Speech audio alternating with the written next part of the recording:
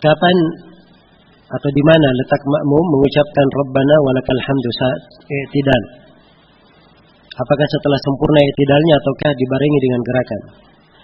Ya harusnya dibarengi dengan gerakan. Seluruh bacaan takbir, perpindahan Rabbana walakal hamdu yang ganti dari takbir itu dibaca bersama dengan gerakan. Apakah di awal gerakan, di pertengahan gerakan, atau di akhir gerakan? Tapi bersama dengan apa?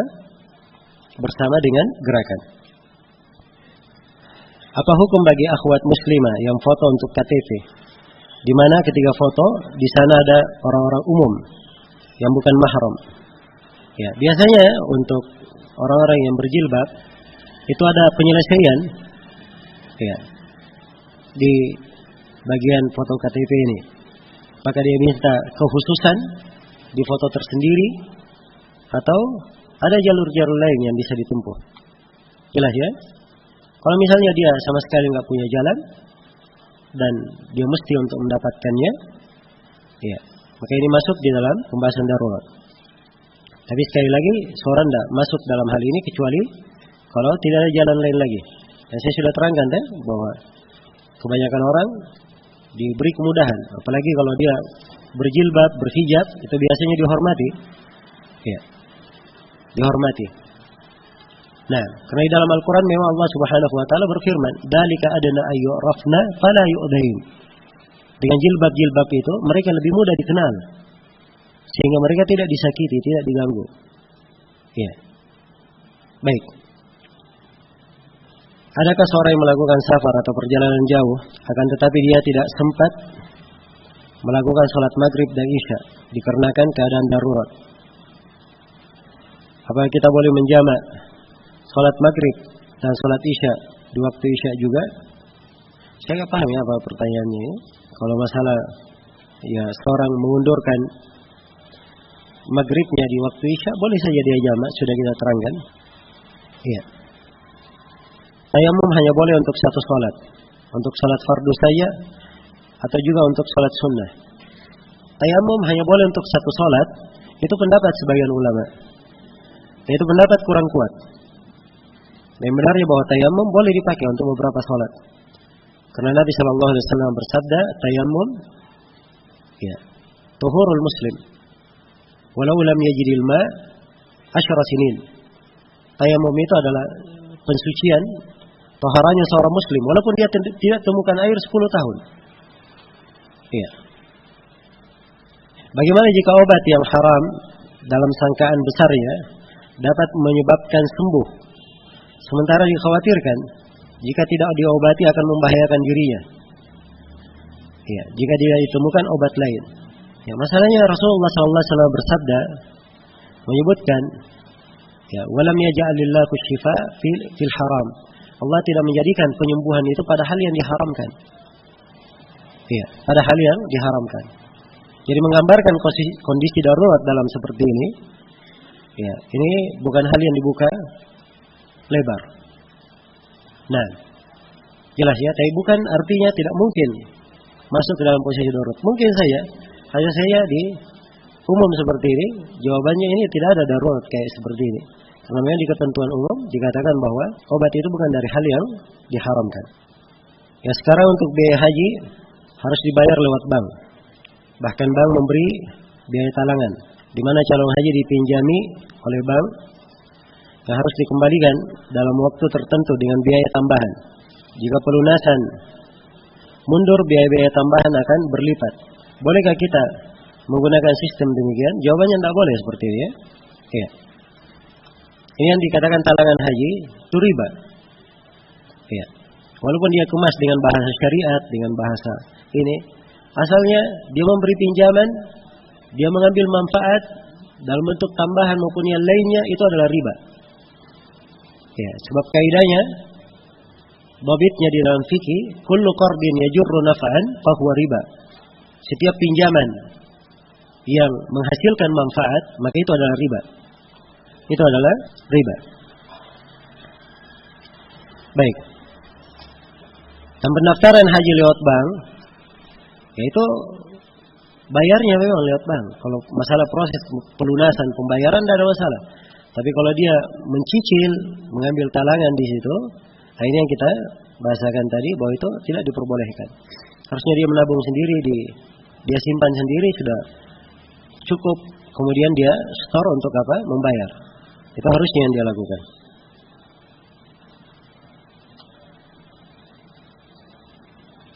Ya, dan ini talangan haji ini yang menyebabkan apa? Yang meludaknya apa? Orang yang akan naik haji sehingga menunggu sampai 8 tahun. Sebab semuanya sekarang bisa, mampu. Ya cukup dia ngutang, dia lunasi. Ya, dia lunasi. Nah, ini sudah masuk di dalam pelanggarannya, sebab asalnya ibadah itu dilakukan sesegera mungkin. Dengan sistem yang seperti itu, akhirnya orang yang mampu sesegera mungkin akhirnya mundur.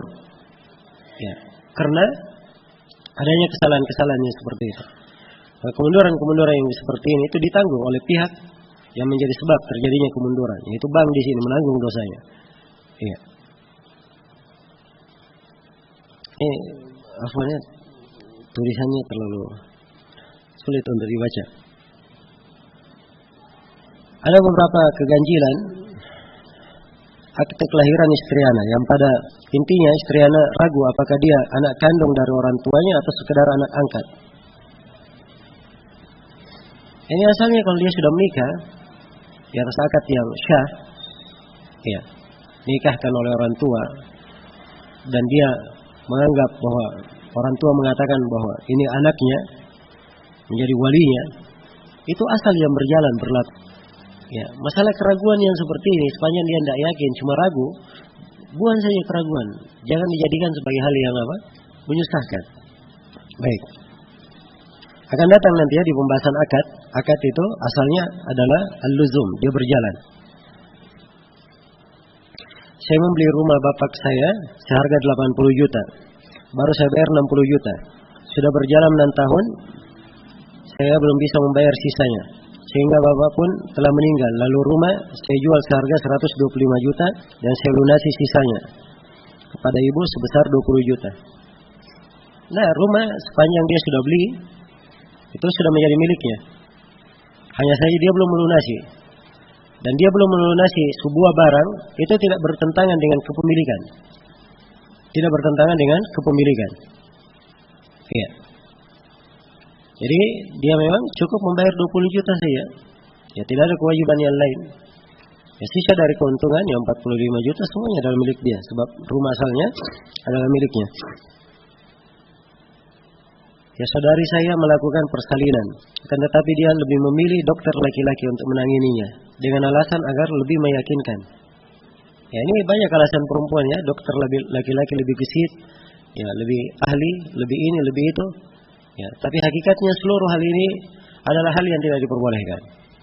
Sebab tidak masuk ke dalam kategori darurat. Dokter perempuan masih banyak. Jelas ya? Kecuali kalau tidak ada lagi dokter perempuan, yang ada cuma laki-laki. Nah, ini baru namanya kondisi apa? Kondisi darurat. Iya. Maka apa yang dilakukan? Ya, seperti yang ditanyakan di sini, ini dari bentuk bergampangan. Iya. Bentuk bergampangan dan pelanggaran. Ya, hendaknya seorang bertobat dari hal yang seperti ini. Saya telah berzina dengan seorang perempuan sehingga hamil. Karena malu akhirnya kami dinikahkan. Setelah kami punya anak, alhamdulillah kami kenal ngaji. Yang ingin ditanyakan, apakah pernikahan kami syah? Bagaimana status anak pertama kami? Pertama, seorang yang menikah dengan perempuan dan perempuan itu dalam keadaan hamil, itu akad nikahnya tidak syah. Sebab dia menikahi si perempuan di masa iddah. Ia sedang melahirkan, sedang hamil. Perempuan itu lepas dari masa iddah apabila sudah melahirkan. Karena dalam Al-Quran dikatakan wa ulatul ahmali ajaluhunna ayyada'na hamlahun. Perempuan-perempuan yang hamil iddahnya adalah sampai dia melahirkan. Dan nikah di masa iddah ini tidak syah. Karena dalam Al-Quran Allah berfirman wala ta'zimu uqdatan nikahi hatta yablughal kitabu ajalah. Jangan kalian melakukan akad nikah sampai kitab itu mencapai ketentuannya, maksudnya sampai lepas iddahnya. Iya. Karena itu disyaratkan kalau ingin syah pernikahannya, yang pertama perempuan dinikahi dalam keadaan dia sudah melahirkan. Syarat yang pertama. Syarat yang kedua, ketika menikah tersebut keduanya sudah bertobat dari perbuatan zina. Bukan karena malu, tapi karena dasar keduanya sudah bertobat. Ini dua syarat. Kalau misalnya ini sudah terjadi, maka kewajiban bagi si penanya, suami dan istri, adalah berpisah selama 1 kali haid, sampai tampak rahim perempuan bersih. Kemudian akad nikah lagi dengan akad yang baru. Oleh walinya dihadiri dengan 2 saksi, ada maharnya, dan harus dicatat di di KUA, sebab memang sudah tercatat. Hanya saja dari sisi tanggung jawabnya kepada Allah dia perbaiki akad ini. Nah, ini yang pertama. Berkaitan dengan status anak, karena dia adalah hubungan di luar nikah. Ya. Pendapat kebanyakan ulama itu tidak dinisbatkan kepada ayahnya, tapi dinisbatkan kepada siapa? Kepada ibunya. Hal ini berdasarkan hadits riwayat Bukhari dan Muslim. Rasulullah bersabda, "Al-waladu lil firash walil akhiril hajar." Anak itu kembali kepada ranjangnya, maksudnya kepada ibunya. Kalau si ibu sudah menikah, maka dia ikut kepada suaminya. Tapi karena ini pertanyaan si ibu, ya, ranjang ini dia belum menikah, maka dinisbatkan kepada ibu saja. Adapun si pezina, dia mendapat hajar. Iya. Kejelekan dan haibah menimpanya. Dia tidak mendapatkan nisbat dari anak tersebut. Ini pendapat yang dipegang oleh jumhur dan kebanyakan ulama. Dan ini yang difatwakan oleh kebanyakan guru-guru kita di masa ini. Iya. Syekh bin Baz, Syekh bin Utsaimin, Syekh Shalal Fauzan, Lajnah Daimah dan selainnya. Ya, memang ada pendapat dari Syekhul Islam Ibnu Taimiyah, kalau yang menghamili, ya, dia pula yang menikahi, maka boleh anak dinisbatkan kepada si ayah. Ini pendapat. Cuma ini pendapat tidak kuat. Yang lebih kuatnya apa yang saya sebutkan tadi. Nah, dan kadang di masalah-masalah yang seperti ini, kadang saya sebutkan silang pendapat, ya. Sebab kadang ada orang-orang yang melakukan sebuah kegiatan, sebuah akad, ya, dibangun di atas hukum di pengadilan atau dibangun di atas fatwa orang lain. Maka hal-hal yang seperti ini, ya, kadang ya kita terangkan ada silang pendapat. Sebab orang yang membangun suatu masalah di atas hukum pengadilan itu dianggap syah, ya, walaupun misalnya diberi oleh fatwa oleh mufti menyelisihi apa yang dilakukan oleh pengadilan. Baik. Jadi tadi kesimpulannya saya simpulkan untuk penanya tentang masalah ini adalah bahwa akad nikahnya kalau memang terjadi di masa hamil itu tidak syah. Ya, cukup dipisahkan selama 1 kali haid. Istibra namanya, 1 kali haid. Iya. Kemudian nikah lagi dengan akad baru, dengan wali dan 2 saksi. Iya. Ada kelompok yang menghalalkan anjing dengan pemahaman mereka. Mohon keterangan syubhat mereka dalam bantahannya. Ini masalah sudah lama yang seperti ini. Ya. Sebab ini ada di sebagian mazhab fikih yang lemah. Dari sisi mana syubhatnya? Alhamdulillah.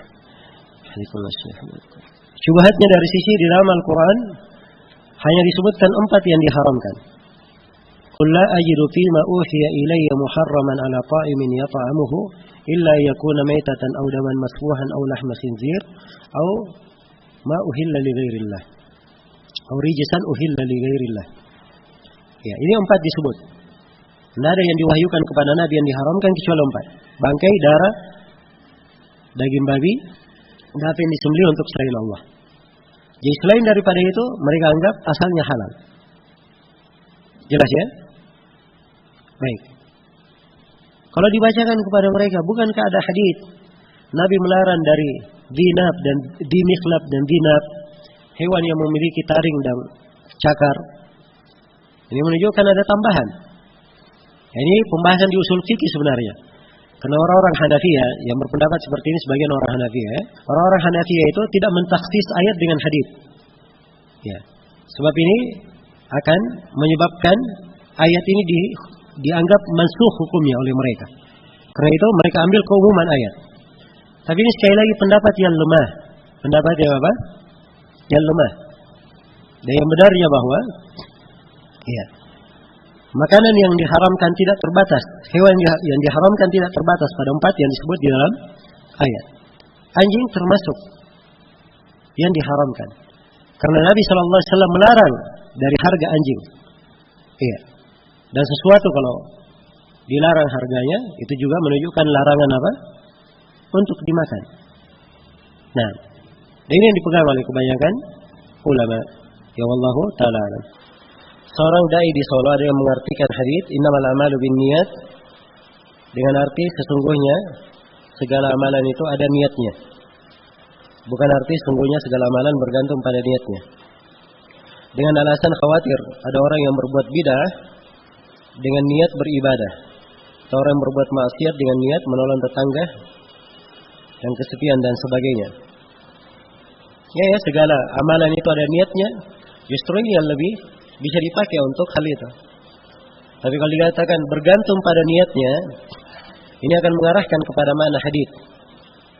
Ya, sebab innamal a'malu binniyat, kata binniyat di situ muta'alliq pada khabar yang mahdhuf. Takdirnya amalan itu salihatun atau fasidatun binniyah, tergantung pada niatnya. Salahuha wa fasaduha binniyah. Iya. Atau amalan tersebut makbulatun atau mardudatun, tergantung pada apa? Pada niatnya. Nah, itu makna dari hadis.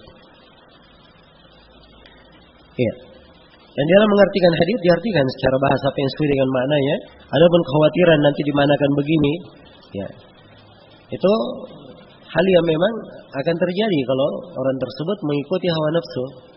Ya, senang mengikuti riwayat-riwayat hadis atau mengambil tuntunan-tuntunan agama untuk melakukan hawa nafsunya. Saya ingin menanyakan tentang hukum bisnis multi level marketing. Ya, multi level marketing itu ada jenis bisnis yang diharamkan. Terdapat di dalamnya riba dengan 2 jenisnya, riba fadl dan riba nasi'ah. Terdapat di dalamnya memakan harta dengan cara yang batil. Terdapat di dalamnya gharar. Ya. Dan ada kerusakan-kerusakan yang lain yang disebut oleh para ulama dalam hal ini. Tentang money game. Saya nggak tahu ya apa maksudnya money game yang dimaksud oleh penulis di sini, saya nggak paham. Apa hukum kartu kredit digunakan dengan cara yang benar? Tidak berbunga atau riba, yaitu dibayar sebelum jatuh tempo. Ya, kalau si penulis di sini berkata tidak berbunga, ya, tidak riba, itu keliru ya. Tidak berbunga belum berarti tidak riba. Ya, mungkin saja tidak berbunga, tapi dia riba di awalnya. Karena itu bentuk dari kartu kredit yang ada sekarang ini, saya belum tahu ada kartu kredit yang benar. Karena kartu kredit itu ada 2 macam. Iya. Ada kartu kredit yang dibayar di depan. Dia isi kartu kreditnya. Misalnya dia isi 10 juta. Dia pakai 10 juta saja. Iya. Hanya saja yang dilihat pada kartu kredit ini adalah dia dijatuhkan biaya beban atau tidak. Iya. Pada pembuatannya. Itu yang pertama. Kemudian yang kedua, ada kartu kredit yang memang dikatakan gratis. Iya. Tapi kalau dia menarik kemudian terlambat membayar, maka kena biaya beban. Itu riba namanya biaya bebannya. Iya. Ada yang tidak ada biaya bebannya tapi bayar di awal. Bayar di awal sebagai apa? Sebagai ongkos administrasi kadang bahasanya. Ya, maka ongkos administrasi ini dihitung riba. Ya, sebab dia mengeluarkan duit, dia tidak tahu dia pakai atau tidak. Dia untung atau rugi dalam pengeluaran duit tersebut. Dan itu bentuk dari qimar. Dan ini adalah hal yang diharamkan. Apa hukum berkebun emas dengan cara membeli emas lalu digadaikan? Uang hasil gadai untuk membeli emas baru. Emas baru digadaikan lagi. Ini bukan gadai namanya, ini praktik riba. Ya, dia meminjamkan uang dengan uang. Sebab emas itu bukan barang gadai. Barang gadai itu dalam definisi para ulama adalah barang yang bisa dijual. Barang yang bisa dijual. Emas itu dia adalah alat tukar, punya nilai pada diri sendirinya. Dari sisi istilah dia tidak disebut sebagai ain, tapi dia disebut sebagai apa? Sebagai alat tukar. Dia sama kedudukannya dengan uang. Karena itu menukar emas, ya dia simpan emasnya, diambil uang.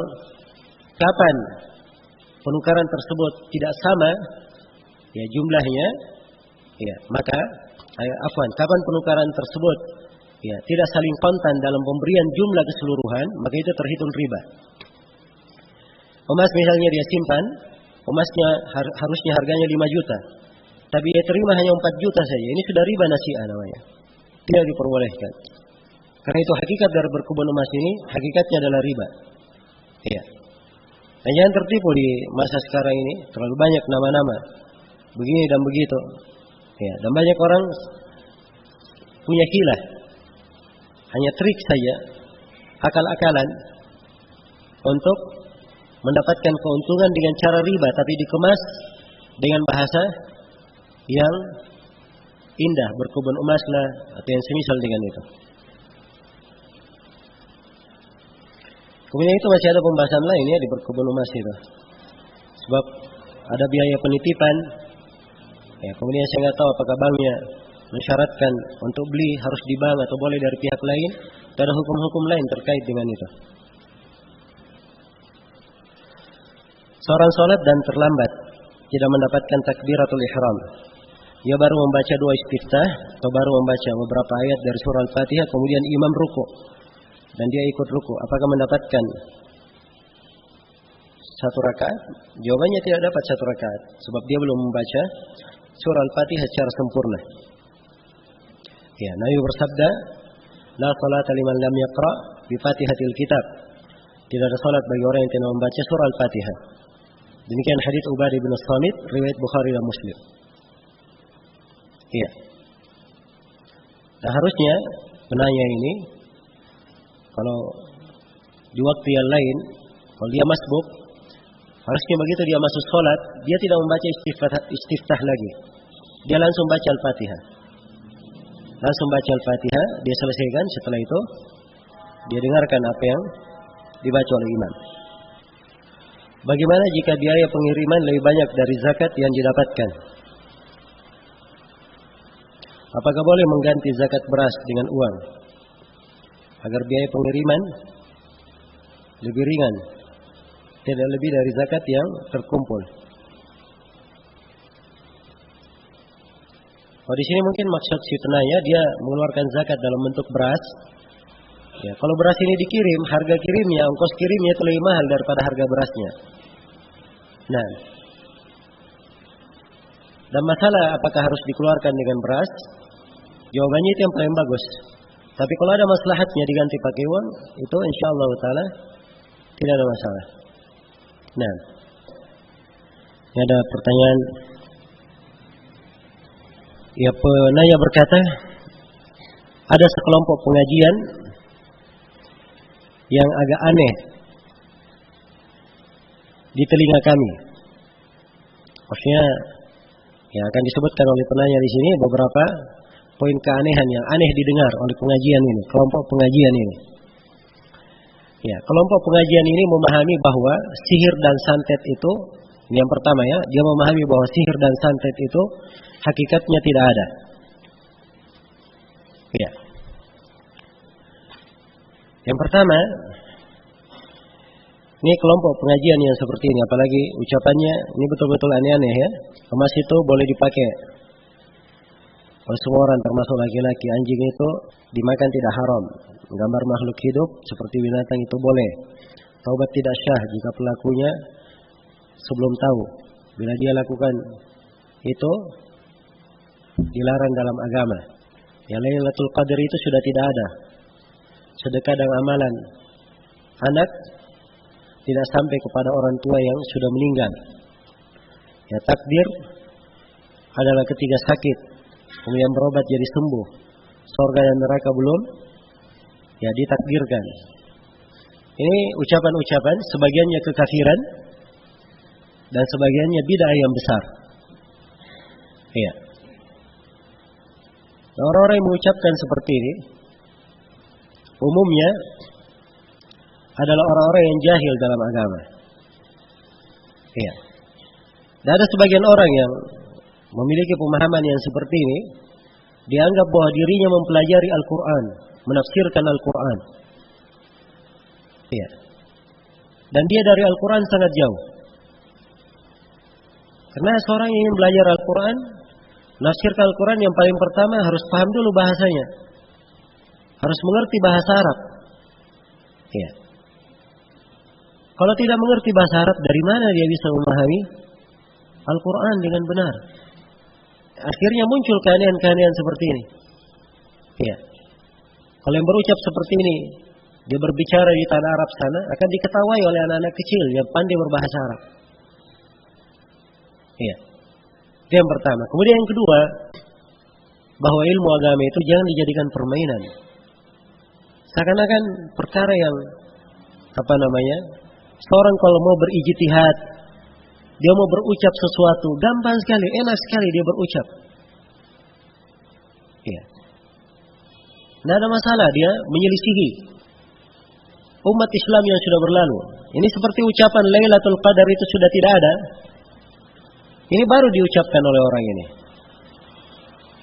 Kalau dia katakan Lailatul Qadar tidak ada sekarang, ya, kalau disebutkan di dalam ayat Inna anzalnahu fi Lailatul Qadar, kami turunkan pada malam Lailatul Qadar, bukan Lailatul Qadar itu berulang tiap tahun, tapi Lailatul Qadar maksudnya di masa Nabi, itu yang sudah berlalu. Lailatul Qadar yang di malam itu saja.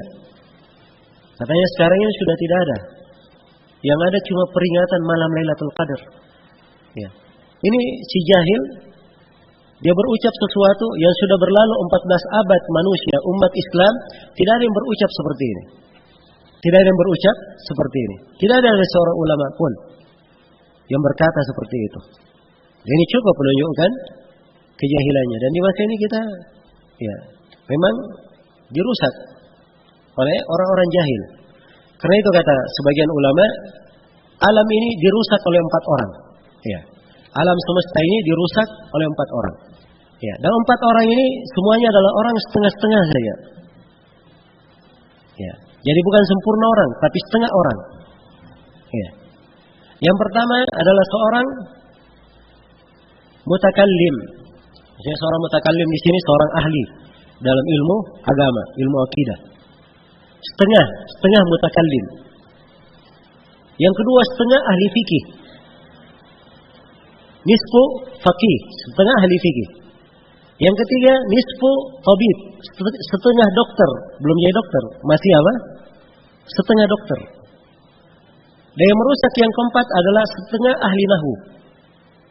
Ya. Ini 4 merusak. Yang pertama setengah mutakallim ini dia merusak agama. Yang kedua, yang setengah ahli fikih ini dia merusak negeri-negeri. Sebab kalau kurang fikih orang dalam agama, hancur negeri itu.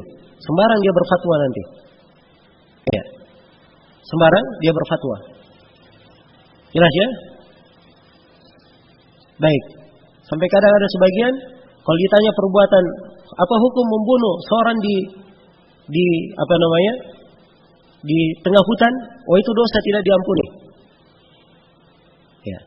Apa hukum menjadi sebab masyarakat itu banyak yang dibantai, terjadi di Suriah misalnya. Oh itu masalah, ya, ada ijtihad, silang pendapat di kalangan ulama. Masya Allah, membunuh satu orang di hutan, ya dosa yang tidak diampuni. Membunuh satu rakyat yang sedemikian banyak, masalah yang ada silang pendapat di kalangan ulama. Ya, diperhatikan ya, orang yang fikihnya rusak, merusak negeri. Iya. Kemudian yang ketiga, setengah dokter. Sebab setengah dokter ini merusak badan. Iya. Dan yang perusak yang keempat adalah setengah ahli nahwu. Ya. Ini dia mengerti bahasa Arab tapi sepotong-sepotong saja. Apalagi kalau tidak mengerti bahasa Arab sama sekali. Merusaknya lebih banyak. Setengah nahwu ini dia rusak lisan. Dia rusak lisan. Iya. Jadi ini 4 orang merusak alam semesta. Nah, merusak alam semesta. Baik. Karena itu di sini kalau dia katakan bahwa sihir dan santet itu hakikatnya tidak ada, ini artinya dia mendustakan Al-Quran. Artinya mendustakan Al-Quran. Iya. Sebab di dalam Al-Quran Allah sifatkan sihirnya tukang sihir Fir'aun. Ya. Dikatakan waja'u bisihrin azim. Mereka datang dengan sihir yang dahsyat.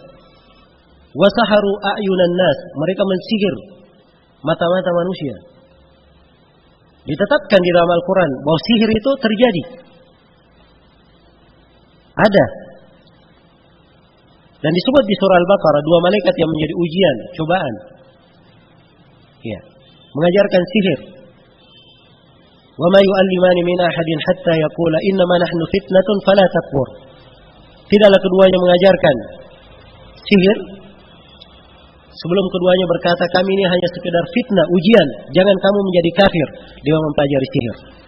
Jadi dalam Al-Quran diterangkan bahwa sihir itu ada.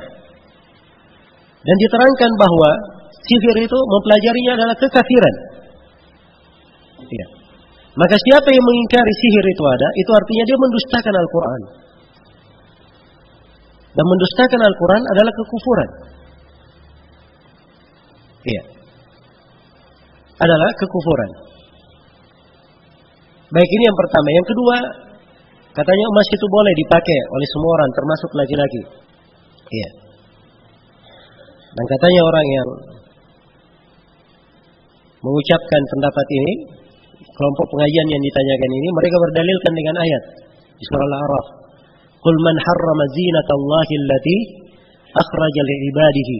Siapa yang mengharamkan perhiasan yang Allah keluarkan untuk hamba-hambanya. Ya, perhiasan, perhatikannya, orang yang jahil, ya, diambil penerjemahan perhiasan. Oh, perhiasan banyak, termasuk emas perhiasan. Tidak boleh diharamkan. Jelas ya? Baik, emas termasuk dari zina, tidak ada masalah. Ya. Tapi apa ucapan ahli tafsir tentang ayat? Tidak ada dari para ulama yang menafsirkan ayat seperti itu. Mereka tafsirkan zina, zinatullah itu ada 2. Yang pertama adalah pakaian menutup aurat. Iya. Pakaiannya langsung. Atau yang kedua ditafsirkan hal yang menutup aurat. Apa saja yang menutup aurat. Itu disebut zinatullah. Nah. Kemudian yang kedua, anggaplah bahwa zinatullah di situ semua hiasan. Maka semua hiasan itu diperkecualikan untuk emas bagi laki-laki. Karena di dalam hadits Ali bin Abi Thalib, riwayat Abu Daud, At-Tirmidzi, An-Nasai dan Ibnu Majah, Rasulullah sallallahu alaihi wasallam melihat orang memakai sutra dan memakai emas, kemudian beliau berkata, "Inna hadaini muharramun." Dalam riwayat lain, haramun ala dukuri ummati. Sungguhnya 2 hal ini, emas dan sutra adalah haram untuk laki-laki dari umatku. Ini nas dari Nabi. Dia ingin dustakan ucapan Nabi? Dia hanya berkata menerima ayat Al-Quran, tidak mengambil hadis. Ya. Ini sebagian orang ya. Dan mulai muncul orang-orang yang menamakan dirinya hanya berpegang dengan Al-Quran saja, tidak berpegang dengan hadis Nabi. Dan ini orang yang ingkar terhadap sunnah. Orang-orang yang seperti ini menolak sunnah Nabi, ya, tidak berhujjah dengan sunnah Nabi, itu adalah orang-orang yang bukan muslim menurut kesepakatan para ulama. Dan kalau mereka berkata, kami beramal dengan Al-Quran saja, mereka dusta juga berkata, beramal dengan Al-Quran. Sebab di dalam Al-Quran diperintah untuk mengikuti sunnah Nabi sallallahu alaihi wasallam. Allah berfirman, "Wa ma atakumur rasulu fakhudhu, wa ma nahakum anhu fantahu." Apa yang Rasul datang kepada kalian membawanya, terimalah dia. Apa yang Rasul larang, tinggalkanlah dia. Ayat menjelaskan wajib kita berpegang dengan sunnah. Ya. Dan Allah Subhanahu wa taala berfirman, "Wa ma kana lil mu'minin wa la mu'minatin idza qada Allahu wa rasuluhu amran ay yakuna lakumul khiyaratu min amrihim. Wa may ya'si Allaha wa rasulahu faqad dhalla dhalalan mubina." Tidaklah pantas bagi seorang mukmin dan mukminah apabila Allah dan Rasulnya telah menetapkan sebuah perkara, Tidak pantas dia punya pilihan lain. Ya. Dan banyak lagi dalil dari Al-Quran menunjukkan wajibnya mengikuti Nabi. Bahkan diancam dalam Al-Quran orang yang tidak mengikuti Nabi. فَلْيَحْذَرِ الَّذِينَ يُخَالِفُونَ عَنْ أَمْرِهِ أَنْ تُصِيبَهُمْ فِتْنَةٌ أَوْ يُصِيبَهُمْ عَذَابٌ أَلِيمٌ. Hendaknya berhati-hati orang yang menyelisih perintah Nabi. Dia akan ditimpa oleh fitnah atau ditimpa oleh siksaan yang pedih. Iya. Jadi masalah emas boleh dipakai untuk laki-laki. Iya. Ini adalah ucapan yang batil. Kemudian anjing itu dimakan tidak haram. Iya. Ini kalau misalnya seperti yang saya terangkan kemarin dari ahli fikih Hanafiyah, itu orang-orang yang berilmu, punya ijtihad. Tapi ini orang-orang jahil, tidak mengerti. Ya, bahasa Arab saja tidak mengerti. Dari mana dia bisa tahu pendalilan-pendalilan seperti orang-orang Hanafiyah? Ada pendalilan, walaupun keliru pendalilannya dalam permasalahan usul fikih, tapi mereka ada apa? Ada pendalilan. Iya. Dan ini keliru mereka dalam memahami ayat. Kalau dia pahami ayat, "Qul la ajidu fima uhiya ilayya muharraman ala ta'imin yata'amuhu illa yakuna maytatan aw daman masfuhan aw lahma khinzir fa innahu rijs aw fisqan uhilla li ghairi Allahi bih." Katakan wahai Nabi Muhammad, sesungguhnya iya, saya tidak menemukan hal yang diharamkan kepadaku, hal yang diharamkan terhadap orang yang memakan untuk memakannya. Ya, saya tidak menemukan hal itu pada wahyu yang diwahyukan kepadaku selain dari memakan bangkai daging yang dialirkan, ya. Kemudian daging babi atau darah yang dialirkan daging babi, ya, karena daging babi itu rijis, atau kefasikan, ya, hewan yang disembelih tidak menyebut nama Allah. Di dalam ayat katanya hanya disebut 4 yang diharamkan. Berarti yang lain adalah halal. Dan ini pemahaman keliru dari ayat yang pertama. Sebab ayat ini hanya disebut 4. Di ayat lain di surah Al-Maidah, di ayat sebelumnya, di surah sebelumnya, di surah Al-Maidah disebut lebih dari 4. Qul innama atau hurrima alaikumul maitatu wad-damu wa lahmul khinzir wa ma uhilla li ghairillahi bih wal munkhaniqatu wal mawqudatu wal mutaraddiyatu wan natiha. Terus apa? Wa ma akala as-sab'u, ya, illa ma dakkaitum. Ya. Nah. Jadi di ayat disebut selain dari 4. Al-mutaraddi yang jatuh sehingga mati, al-mawqudah yang ditindih dengan benda berat, atau yang ditanduk kemudian dia mati. Ya. Ini dari hewan-hewan tidak disebut di surah Al-An'am. Kalau begitu, kalau dapat hewan yang jatuh mati jadi bangkai, boleh dimakan atau tidak? Ya, kalau di bahasa mereka adalah apa? Tidak boleh. Nah, maka ini pendalilan bukan pada tempatnya. Kalau dia berkata memahami dari Al-Quran, dia tidak paham. Ya, Al-Quran itu hafal Al-Quran saja tidak. Apalagi ingin berkata dalam Al-Quran begini dan begitu. Ya, Masya Allah, seakan-akan dia mengerti semuanya. Hafal Al-Quran saja tidak, belajar fikih tidak, bahasa Arab tidak punya. Bagaimana mungkin bisa berbicara tentang hal-hal yang seperti ini? Ya, dan telah syah dari Nabi Sallallahu Alaihi Wasallam. Ya, beliau yang melarang makan dari sejumlah hewan yang memiliki cagar, memiliki taring. Ya, beliau melarang dari anjing, ya, dan selainnya dari hewan-hewan yang diharamkan. Maka ini semuanya nas dari Nabi Sallallahu Alaihi Wasallam menjelaskan tentang keharamannya. Ya, tentang keharamannya. Kemudian ucapan kelompok pengajian ini juga bahwa taubat itu tidak syah jika pelakunya sebelum tahu. Nah, bahwa yang dilakukan itu dilarang dalam agama. Jadi katanya kalau misalnya ada orang yang melakukan zina dan dia tahu zina itu haram, maka taubatnya tidak diterima sama sekali. Karena dia melakukan dosa itu karena apa? Karena tahu. Iya. Dan ini jahil dalam memahami ayat. Iya. Jahil dalam memahami ayat. Dan kalau dia mengaku paham Al-Quran, di dalam Al-Quran Allah firman, "Qul ya ibadiyalladzina asrafu ala anfusihim la taqnatu min rahmatillah, innallaha yaghfirud dzunuba jami'an." Itu dalam Al-Quran. Katakan wahai Muhammad, serukan kepada mereka firman Allah, wahai hamba-hambaku yang melampaui batas terhadap dirinya, jangan kalian putus asa ya rahmat Allah. Sungguhnya Allah mengampuni seluruh dosa, tidak ada yang diperkecualikan. Seluruh dosa diampuni oleh Allah. Iya. Kemudian Allah tegaskan, innallaha yaghfirud dzunuba jami'an. Iya. Sungguhnya Allah mengampuni seluruh dosa itu. Nah, baik. Jadi ini sudah cukup menunjukkan batilnya ucapan tersebut. Ya, kemudian juga di antara pemikiran anehnya, Lailatul Qadar sudah tidak ada. Ini dasarnya karena tidak paham bahasa Arab.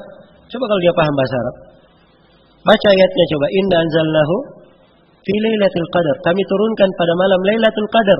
Yang disinggung di situ bukan malamnya. Malam Ahad, malam Senin, malam Selasa. Tidak ada penyebutan hari di situ. Ya. Yang disinggung adalah sifat. Karena itu disebutkan Lailatul Qadar. Dan diterangkan sifat setelahnya. Lailatul Qadri khairun min alfi syahr. Lailatul Qadar itu lebih bagus dari 1000 bulan. Diterangkan sifat. Karena itu di ayat yang lain, ini lagi. Katanya mengerti Al-Quran. Dan dia tidak menafsirkan dari ayat lain. Di ayat yang lain Allah berfirman, Inna anzalnahu fi lailatin mubarakah. Kami turunkan pada malam yang berberkah. Tidak disebut Lailatul Qadar, tapi malam berberkah. Menunjukkan bahwa yang dimaksud bukan malam tertentu, tapi sifat dari malam yang dimaksud. Iya. Jelas ya? Kalau pengerti bahasa Arab sedikit saja, insya Allah tidak jatuh dalam pemahaman keliru seperti ini. Baik. Yang ketujuh katanya, sedekah dan amalan anak, ya, tidak sampai kepada orang tua yang sudah meninggal. Ya. Ini juga dari ucapan yang keliru. Ya. Dan ia tidak beramal dengan ayat Al-Quran. Juga tidak mengkompromikan ayat dengan hadis Rasulullah. Sebab kalau dia baca ayat Al-Quran, di dalam Al-Quran Allah berfirman, وَلَيْسَ لِلْإِنسَانِ إِلَّا مَا سَعَى. Manusia itu tidak mendapatkan kecuali apa yang dia upayakan. Dan anaknya itu dari upaya seseorang. Ya. Karena itu dalam hadis yang diriwayatkan oleh Imam Muslim, Rasulullah sallallahu alaihi wasallam bersabda, "Idza mata al-insanu inqata'a min 'amalihi illa min thalath. Shadaqatin jariyah aw ilmin yuntafa'u bih aw waladin salih yad'u lah." Apabila seorang manusia meninggal, maka terputus seluruh amalannya kecuali 3. Yang pertama sedekah jariyah, yang kedua ilmu yang bermanfaat, dan yang ketiga anak saleh yang mendoakan untuknya.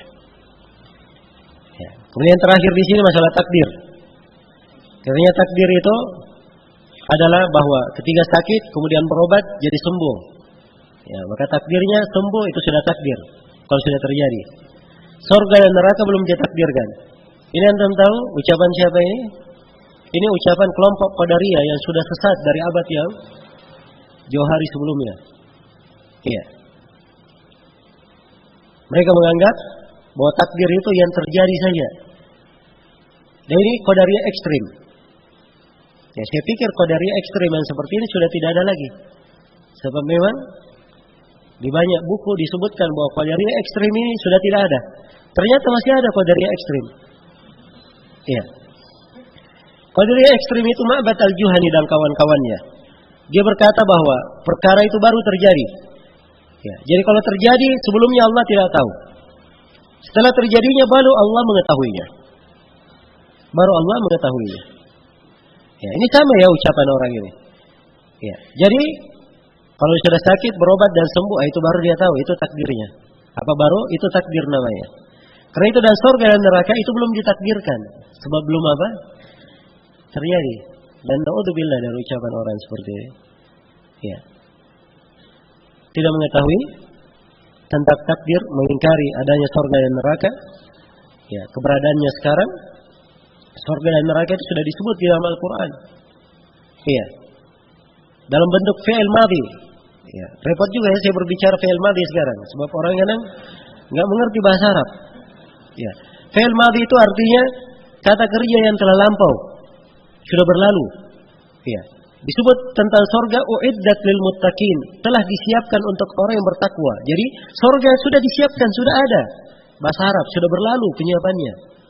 Tentang neraka dikatakan uiddat lil kafirin, disiapkan untuk orang-orang kafir. Sudah ada neraka itu. Iya. Jadi sekali lagi kalau ingin baca Al-Quran, Apalagi ya, kalau memang pengajiannya disebut pengajian menafsirkan Al-Quran, ya, maka harusnya seorang itu pertama belajar dulu bahasa Arab. Yang pertama. Kalau dia sudah belajar bahasa Arab, ada kewajiban yang lain.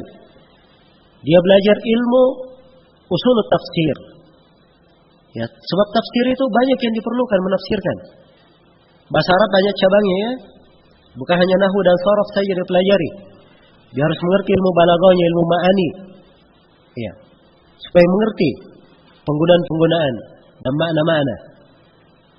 Kemudian yang kedua, dia perlu mengetahui ulum tafsir. Ilmu tafsir itu banyak. Ya.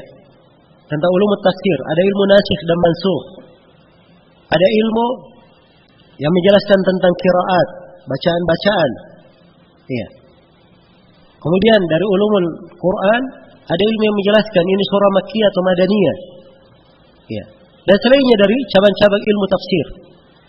Nah, ini sebelum masuk ke ilmu tafsirnya, baru ilmu pengantar dulu. Setelah itu dia harus mengetahui dari ilmu fikih. Sebab di dalam Al-Quran banyak ayat-ayat berkaitan dengan fikih.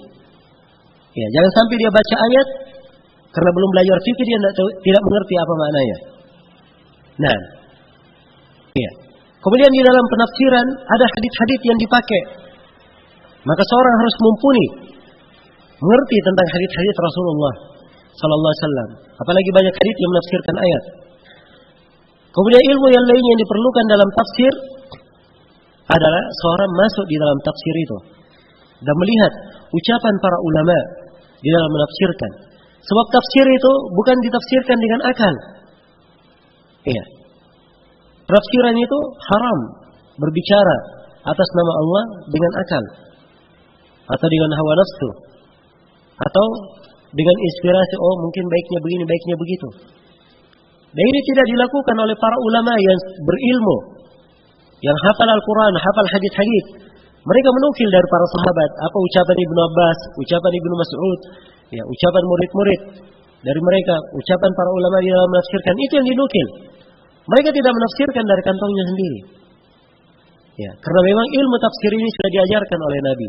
Nabi yang menafsirkannya. Ya, para sahabat mengetahui penafsirannya, diajarkan kepada murid-muridnya. Nah, inilah yang ada di dalam buku-buku tafsir. Dan sekali lagi buku-buku tafsir itu dengan bahasa Arab. Kalau baca terjemahan dalam menafsirkan, ya mana nyambung. Iya, baik. Jadi ini mungkin yang saya bisa terangkan berkaitan dengan pertanyaan ini. Wallahu ta'ala alam. Semoga Allah subhanahu wa ta'ala memberi hidayah kepada seluruh muslimin dan muslimat untuk berpegang dengan agama yang benar. Ya. Berpegang dengan benar terhadap Al-Quran dan Sunnah. Beramal dengan Al-Quran dan Sunnah tersebut. Iya. Baik, ini kelihatannya waktunya sudah habis ya. Tanya banyak, Masya Allah. Ya, jazakumullah khairan. Untuk sementara kita cukupkan di sini. Subhanakallahumma wa bihamdik, asyhadu an la ilaha illa anta, astaghfiruka wa atubu ilaik.